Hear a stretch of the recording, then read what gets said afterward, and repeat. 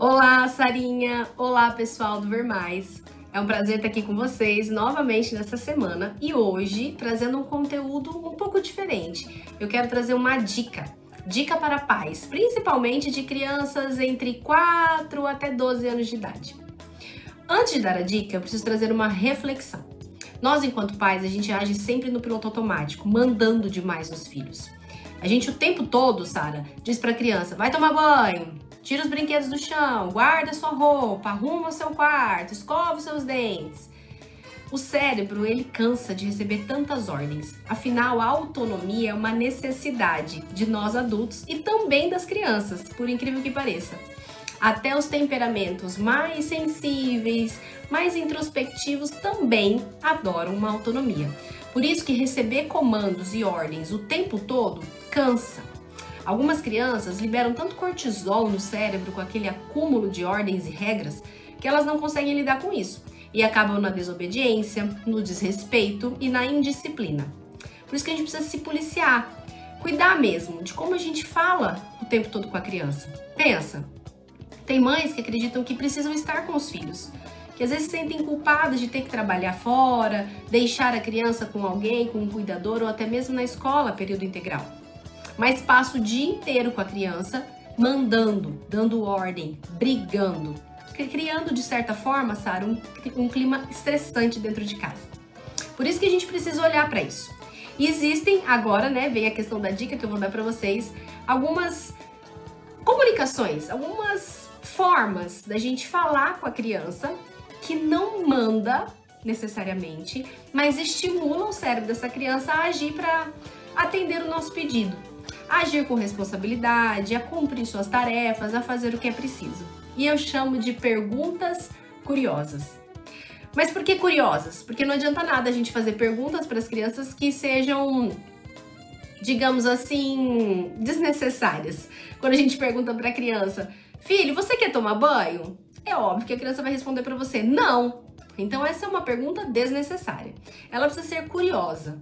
Por exemplo, filho, está na hora de tomar banho. Você quer ir andando ou pulando num pé só? Você quer levar esse brinquedo ou esse pro chuveiro? Você quer tomar banho no banheiro da mamãe ou no seu banheiro? Dependendo de quantos banheiros existem na casa, né? Mas são perguntas curiosas que estimulam a criança a buscar uma resposta positiva para isso. Por exemplo, ao invés de dizer para a criança, guarde seus brinquedos, vá arrumar o seu quarto, a gente pode dizer, o que é que a gente faz com os brinquedos depois que a gente termina de brincar? Como que a gente faz para que o quarto se torne mais organizado? São perguntas que vão estimular a resposta que a gente quer ouvir para que a criança haja de fato. Por exemplo, ao invés de falar para a criança, vai escovar seus dentes agora, a gente pode dizer para os nossos filhos, o que a gente precisa fazer para que os nossos dentes fiquem limpinhos? O que é que evita cárie nos dentes? A criança vai responder, escovar os dentes. E aí você vai pro lúdico. E você quer ir agora correndo, apostando uma corrida, pulando num pé só ou de olhos fechados para ver se você consegue encontrar o banheiro. Enfim, quando a gente adota esse tipo de diálogo com as crianças, a gente torna a maternidade mais leve, a paternidade também. Pensa só, você dentro de uma casa o tempo todo ouvindo sermões, brigas, chantagens e ameaças. Se você não for escovar o seu dente agora, você vai ficar de castigo. Se você não guardar esse brinquedo agora, você não vai jogar videogame mais. Está de castigo por uma semana porque o seu quarto está uma bagunça.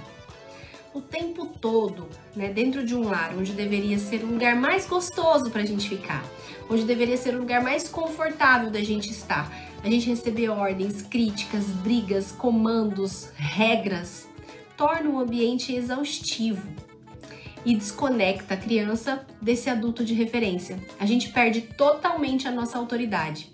A criança acaba fazendo por medo. Medo da consequência, medo da ameaça, medo da punição. E não porque ela entende o que é responsabilidade, o que é cooperação. Por isso que a gente deve sim estipular regras, dar limites aos filhos. Isso é extremamente importante. Mas a gente não pode tornar a vida deles sempre dessa forma. Porque isso, além de ser cansativo demais, faz com que a criança perca o interesse em nos ouvir, em entender, em refletir e buscar soluções sozinha para os problemas. Então a dica de hoje é: ao invés de mandar no seu filho o tempo todo, utilize o mecanismo das perguntas curiosas. Seja curiosa, seja lúdica, seja interessante, criativa. Você vai conseguir muito mais obediência agindo assim do que exigindo um comportamento que nem sempre a criança vai conseguir te dar, ok?